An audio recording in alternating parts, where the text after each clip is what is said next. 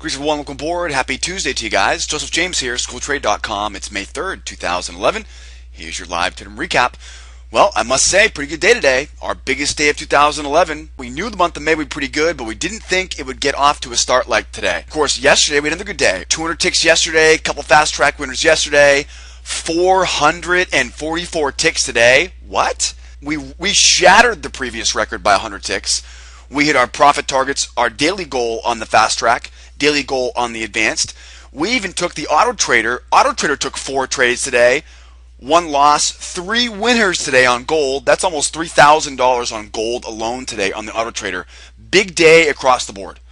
Now, I'll be honest, I didn't think April would be that sloppy, right? So we're happy to see April get behind us. New Fed format.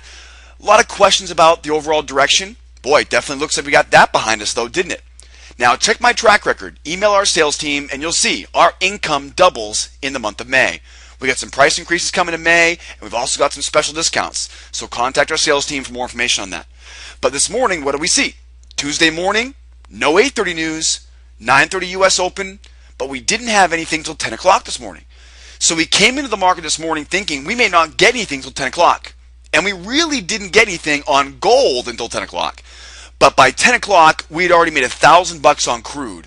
And we were laughing about it this morning because it was almost like they were in some sort of, team together.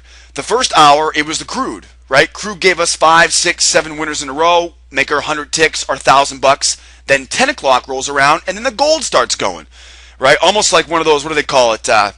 Where they pass the baton, right? The relay.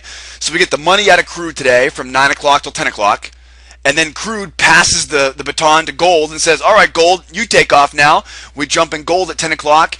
We go back to back to back to back winners, fast track winners, right? It felt like, pardon the pun, it felt like everything we touched today turned to gold, and it really did. Now, we really didn't have a very good start to the morning. Still pretty slow. 8 o'clock comes around, nothing's moving.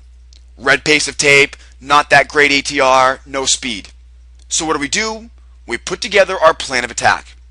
7:45, we went over our morning prep. 8 o'clock, we had a great plan of attack on gold and crude. Now, gold didn't move till 10 o'clock. So we began on crude oil. Now, both gold and crude look pretty similar. Sideways range, wedge pattern in the middle.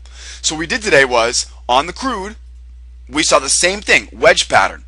And this probably sounds pretty boring at this point. We do the same thing over and over every day. In fact, if you ask me to describe my trading, I will tell you the most profitable days are usually the most boring days, right? Nothing out of the ordinary comes up. So we saw a wedge on crude, and like we always do, this is nothing new, we planned our attack. Buy those lows, sell the highs, avoid some specific areas, right? The BMT, the open. We really pinned down the exact levels we were looking for on crude today. And sure enough, we had to wait for it, of course. It seems like these days we're having to wait a little bit, and this waiting pays off because we were ready to go at 8 o'clock. At 8 o'clock, we are ready to go, locked and loaded. But it wasn't until 9 o'clock that we actually got our first trade. So we got our plan ready to go at 8 o'clock. By 9 o'clock, right, we had everything lined up nicely for our first trade on crude, and we took 1, 2, 3, 4, 5, 6 winning trades in a row, over 100 ticks, over $1,000 in 45 minutes. Then, like I said, it was almost like they said, all right, crude, pass the baton to gold. Then all of a sudden, gold takes off. Gold was real slow and sloppy towards the highs of the wedge at 8 to 9 o'clock. Real slow. But then by 10 o'clock, and it was funny because at 9:45, and we talked about this in the rooms today, at 9:45, we saw this big sign, right? Personality changing. So we took $1,000 out of crude from 9 to 10. But at 9:45, we definitely noticed this. We wrote it down, and we said, you know what? We're definitely seeing a change in personality. Now, at this point, if the day would have ended at 9:45, I would have been fine. Made $1,000, 125 ticks, something like that, right? Had our goal. But then, at 10 o'clock, now the gold drops to the lows of the wedge. Same simple story, same plan of attack. So of course at 9 o'clock here, 9:45, right, price begins to tumble. And it just so happened that at 9:45, we also noticed a distinct change in personality on the crude oil. Now, whether that affected our gold, day traders never know.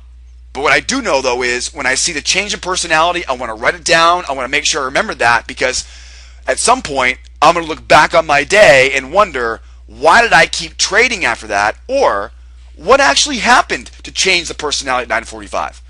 We really didn't know. But all we knew was at 9:45, we started getting much better price action here on gold. We want to follow our plan. Here's the wedge lows, right? There's your wedge lows right there. So we come in, we're going to buy these wedge lows, right? Two-step pattern long. Your first trade of the day, 10 o'clock on gold, plus 6 is 12, right? 23, 22 ticks. Again, follow your plan, buy the lows of the wedge. So at 9:45, 9:50, we finally found ourselves at the lows of the wedge, right? We buy the lows of the wedge, and you know where we're going, right? Up to that BMT.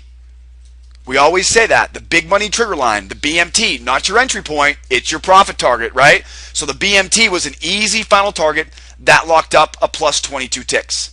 Now we're going to come back down and see what happened here was, let me clean this off real quick. We knew we had a double bottom here.